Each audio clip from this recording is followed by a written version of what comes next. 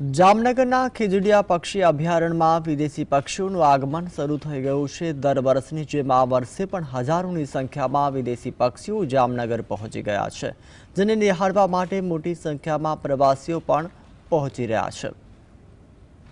હજારોની સંખ્યામાં યાયાવર પક્ષીઓ હજારો માઇલનું અંતર કાપીને શિયાળો ગાળવા જામનગરના ખીજડીયા ખાતે આવી પહોંચ્યા છે।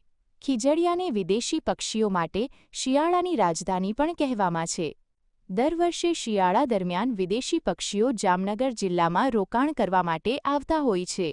જામનગરમાં આવેલ ખીજડીયા પક્ષી અભયારણ્ય અને રણમલ તળાવ આસપાસના વિસ્તારો આ વિદેશી પક્ષીઓના મનપસંદ સ્થળો છે।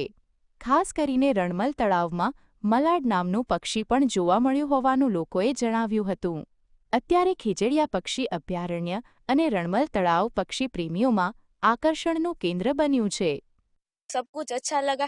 मैंने यहाँ पर कितने सारे पक्षी देखे और यहाँ से 300 से ज्यादा और पक्षी थे और यहाँ पे हम सारे पक्षियों को पास से देख सकते हैं और जो नहीं देख से उसको हम दूरबीन से भी देख सकते हैं। यहाँ पर कितनी सारी प्रकृति की चीजें जो हमने कभी नहीं देखी होती। यहाँ पे टोटल 8 इकोसिस्टम है, ऐसा उस मैम ने बताया है।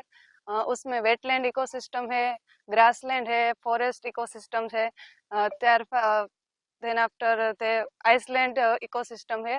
यहाँ पे डिफरेंट बर्ड स्पीसीज है, उसमें से कई ज्यादा स्पीसीज है वो अलग अलग डिफरेंट कंट्रीज उससे ट्रैवल करके यहाँ पे माइग्रेटरी बर्ड्स आए हैं।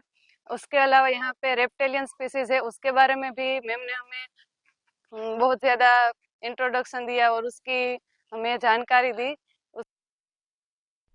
ખીજડીયા પક્ષી અભયારણ્ય પક્ષીઓની 300થી વધુ પ્રજાતિઓનું ઘર છે, જેમાં 29 પ્રજાતિઓ અતિ દુર્લભ કક્ષાની છે।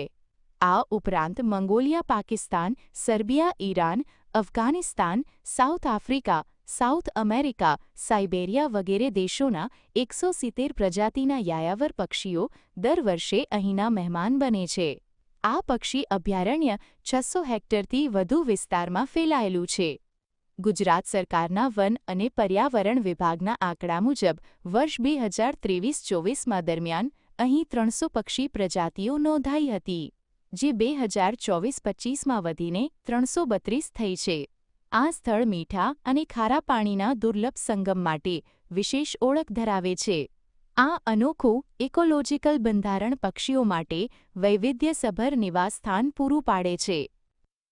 विंटर के दौरान जो माइग्रेटरी बर्ड्स है वो बहुत सारे आते हैं, क्योंकि जो सेंट्रल एशियन फ्लाईवे है वो मिडल में पड़ता है, इसलिए उसके हिसाब से 4 मंथ जो माइग्रेटरी बर्ड्स हैं यहाँ हमारे खिजड़े बर्ड सेंचुरी के गेस्ट बनते हैं।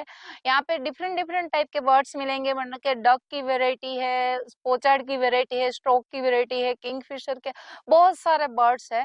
तो जो टूरिस्ट आते हैं उसको बहुत नजदीक से आराम से देखने को मिलता है। खिजड़िया बर्ड सेंचुरी की बात करें तो यहाँ पे सनराइज और सनसेट बेस्ट है, उसके साथ जो बर्ड्स की मूवमेंट है वो भी बहुत अच्छे से देखने को मिलती है। ખીજડીયા પક્ષી અભયારણ્યમાં પહોંચવા માટે પ્રવાસીઓને કેમ્પસ પર જ બુકિંગ ઓફિસ આવેલી છે અને ત્યાંથી જ ઓન ધ સ્પોટ ટિકિટ આપવામાં આવે છે। અહીં શિયાળાના 4 મહિનામાં પક્ષીઓ નિહાળવાએ અદ્ભુત લાવો હોય છે।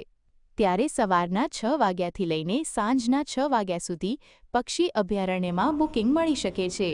ખીજડીયા પક્ષી અભયારણ્ય જેને જામનગરની ઓળખને વિશ્વભરમાં ચમકાવી છે। Bureau report GS